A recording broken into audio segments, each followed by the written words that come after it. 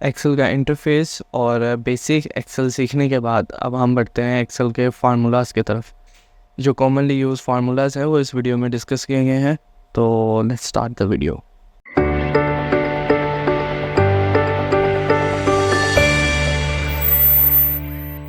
तो चलिए स्टार्ट करते हैं। सबसे पहले हम सम फार्मूला सीख लेते हैं, सम फार्मूला कैसे यूज़ होता है।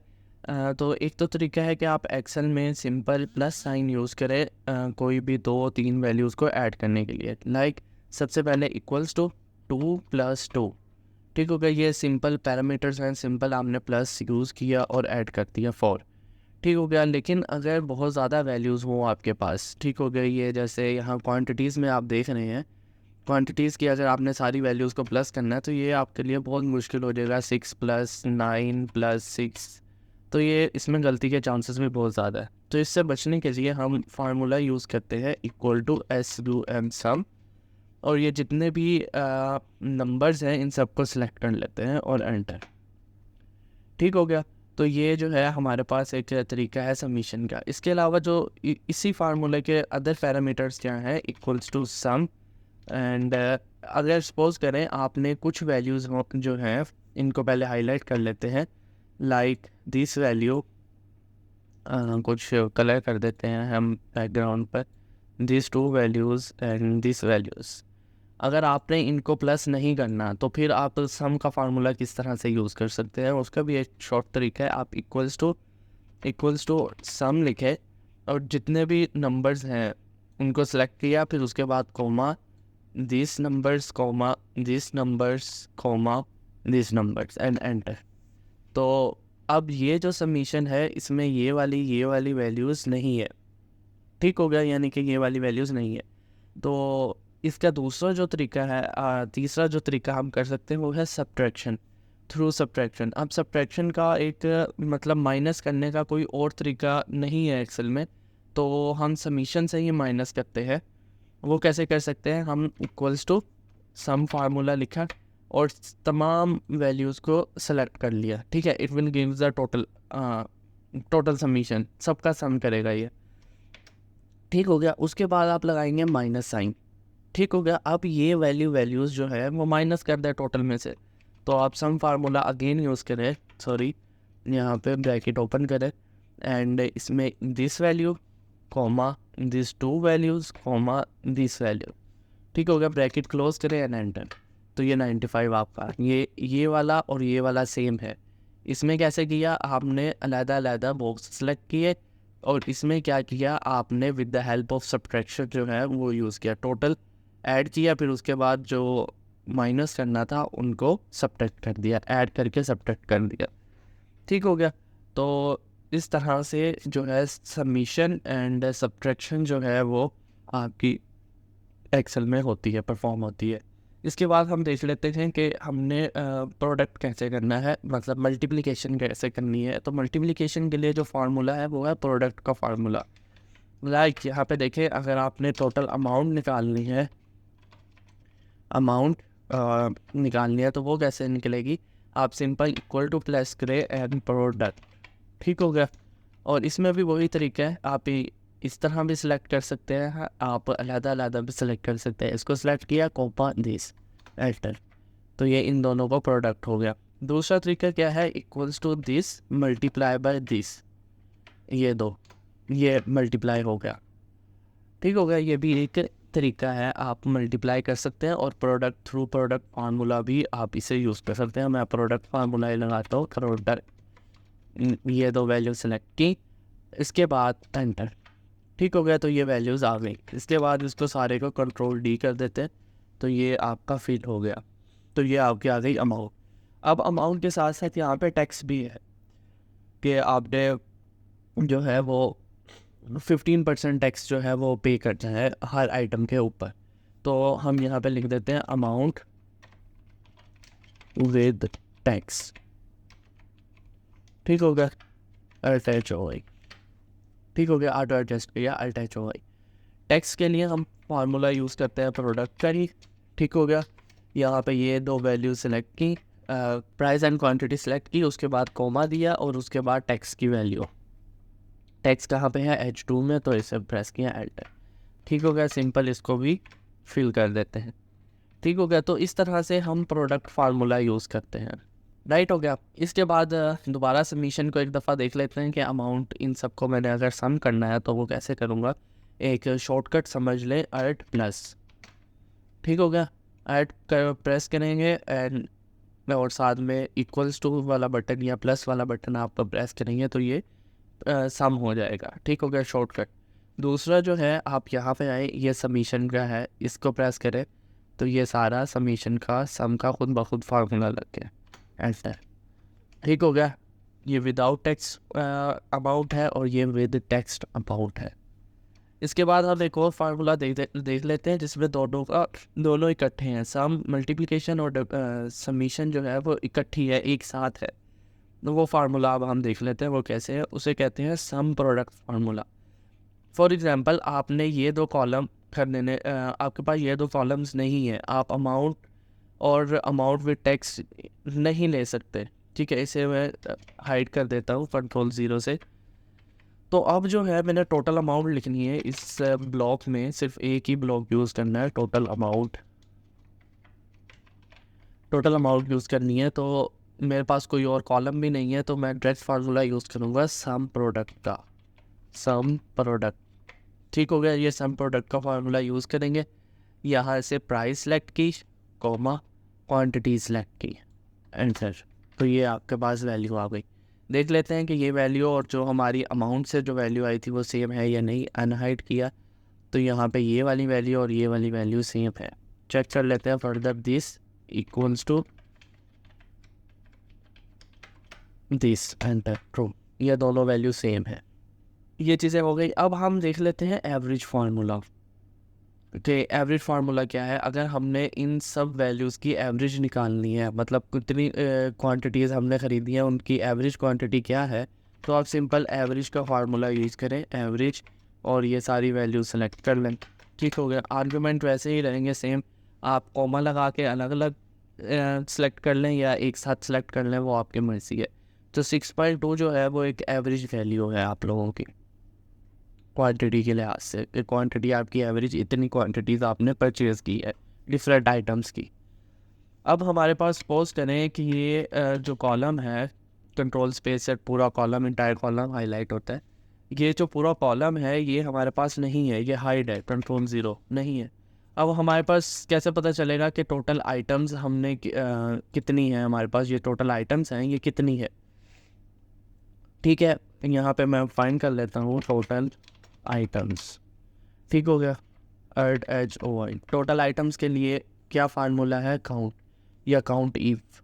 ठीक हो गया। अगर नंबर्स होंगे तो काउंट फार्मूला होगा, अगर नंबर्स होंगे तो काउंट फार्मूला, अगर स्ट्रिंग वैल्यूज़ होंगी तो काउंट ऑफ फार्मूला यूज़ होगा। अब यहाँ पे अगर हमने इस आइटम्स को सिलेक्ट करना है तो काउंट ऑफ फार्मूला यूज़ करेंगे, COUNT, काउंटा।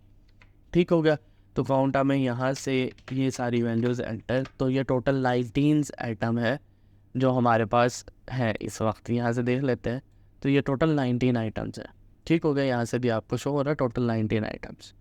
ठीक है, सपोज़ करें कि अगर इसमें एक मैं फैब्रिक्स की जगह 1 2 3 डाल देता हूँ। ठीक हो गया, तो ये पेपर की जगह 8 5 डाल देता हूँ, तो ये 19 की 19 ही रहेंगी, टोटल क्वान्टिटीज़ ही रहेंगी। ये स्ट्रिंग काउंट करता है। स्ट्रिंग में 1 2 3 भी आता है और नंबर्स भी, अल्फ़ाबेट्स भी आते हैं। अगर सिर्फ नंबर्स हमने चेक करने हैं तो नंबर्स के लिए equals to count formula, equals to COUNT count formula. ठीक हो गया, उसमें आप ये सारी ऐड करें तो ये 2 है। ठीक हो गया। नंबर्स यहाँ पे कितने हैं, सिर्फ 2 हैं, ओनली 2। अगर मैं कोई सेल ब्लैंक कर दूँ तो ये उसको भी नहीं गिनेगा। ठीक है, काउंटा फार्मूला ब्लैंक्स को नहीं गिनेगा। ये ब्लैंक है तो ये काउंटा का ख़त्म हो गया, 19 नहीं। अब ये कितने आइटम्स हो गए, सेलेक्ट आइटम्स हो गए 18। ये ब्लैंक्स को काउंट नहीं करता। काउंट ब्लैंक्स एक फार्मूला है ब्लैंक्स के लिए, equals to count blank. Count blank जो है वो ब्लैंक वैल्यूज़ को काउंट करता है कि हमारी टोटल ब्लैंक्स वैल्यूज़ कितनी है, तो वो 1 है। ठीक हो गया। आई थिंक कि आपको ये फार्मूला समझ आया होगा। मैं लिख देता हूँ काउंट ऑफ, ये है काउंट और ये है ब्लैंक। ठीक हो गया, HOI। तो यहाँ पर हमारे पास टोटल जो हमारे पास स्ट्रिंग वैल्यूज़ हैं वो है 18 काउंटा के थ्रू, एंड काउंट वैल्यूज़ जो हमारे पास न्यूमेरिक डिजिट्स हैं वो है 2, एंड ब्लैंक्स जो हैं वो है 1 हमारे पास। इसके बाद हम नेक्स्ट देख लेते हैं maximum value and minimum value, वो कैसे निकालते हैं। अब इसमें से जैसे अमाउंट है, अब इसमें से टोटल अमाउंट में से मैक्सिमम अमाउंट कौन सी है वो कैसे पता चलेगा, वो हम यहाँ पे लिख लेते हैं। मैक्स का फार्मूला होता है मैक्सिमम वैल्यू फाइंड करनी है, तो मैक्सिमम अगर वैल्यू फाइंड करनी है कि इन टोटल अमाउंट में से मैक्सिमम वैल्यू कौन सा है, तो मैक्स फार्मूला है हम यूज़ करते हैं। Max from this amount to this, total वाली नहीं ऐड करेंगे एंड एंटर, तो ये मैक्सिमम वैल्यू आपके पास 723 है। ठीक हो गया, 723 जो है ये आपके पास मैक्सिमम है। इसके अलावा अगर मिनिमम देखनी है, मिनिमम वैल्यू देखनी है, तो उसके लिए मिन का फार्मूला है। ठीक हो गया मिनिमम, तो फिर से अमाउंट सेलेक्ट करें, एंटर करें, तो 49.8 जो है ये आपकी मिनिमम वैल्यू है। तो यहाँ पे कौन सा फार्मूला यूज़ हुआ, मैक्स, और यहाँ पे कौन सा फार्मूला यूज़ हुआ, मिनिमम। ठीक हो गया, यहाँ पे मैं लिख देता हूँ फंक्शन, यहाँ पे लिख देता हूँ रिजल्ट, और ये जो है हमारे पास नेम ऑफ फार्मूला HOI। ठीक हो गया, तो ये फंक्शंस हैं हमारे पास। अगर हमने ये चीज़ें निकालनी है उसके लिए रिज़ल्ट ये हैं, और नेम ऑफ फंक्शंस हमारे पास ये है मैक्सिमम मिनिमम। एवरेज का फार्मूला भी हम इसी में ही ऐड कर देते हैं। अगर हमने एवरेज निकालनी है, एवरेज ऑफ क्वांटिटी, ठीक हो गया, HOI। यहाँ पे AVERAG एवरेज का फार्मूला हम यूज़ करेंगे। हमने क्वांटिटी की एवरेज निकालनी है कि हमने एवरेज शॉपिंग जो है वो कौन सी कितनी क्वांटिटी की है, वो ये है। तो यहाँ पे एवरेज, ठीक है, तो एवरेज हमारी क्वांटिटी की वो आई है 6.2। ठीक हो गया, इसके अलावा अगर हमने देखनी है सेकंड लार्जेस्ट वैल्यू, ठीक हो गया, सेकंड लार्ज वैल्यू या सेकंड मैक्सिमम वैल्यू।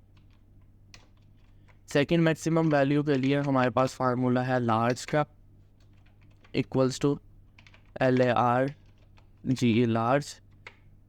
अरे सेलेक्ट कर लेनी है हमने, टोटल अमाउंट की ये है, कॉमा, सेकंड लार्जेस्ट चाहिए 2, एंटर।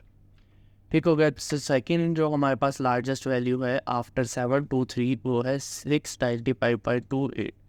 तो इसको निकालने के लिए जो फार्मूला है वो है लार्ज।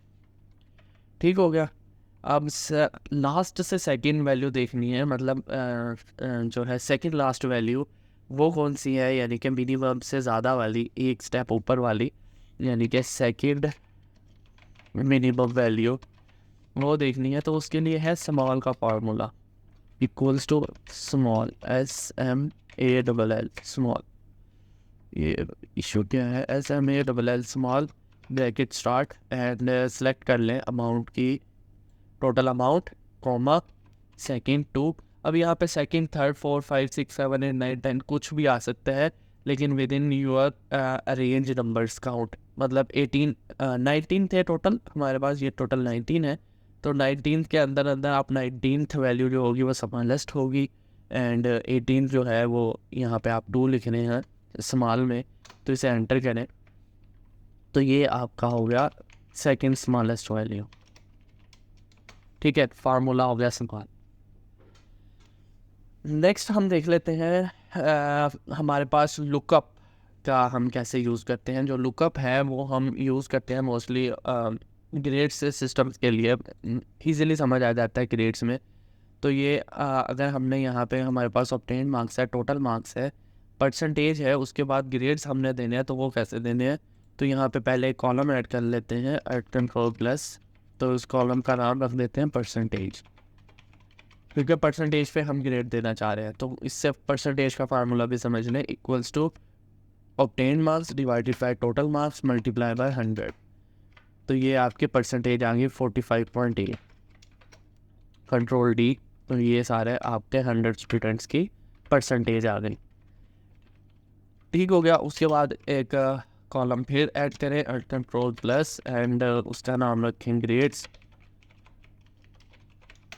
ठीक हो गया, अब ग्रेड्स का जो क्राइटेरिया है वो मैं यहाँ पे जल्दी से लिख लेता हूँ। फास्ट फॉरवर्ड कर देते हैं।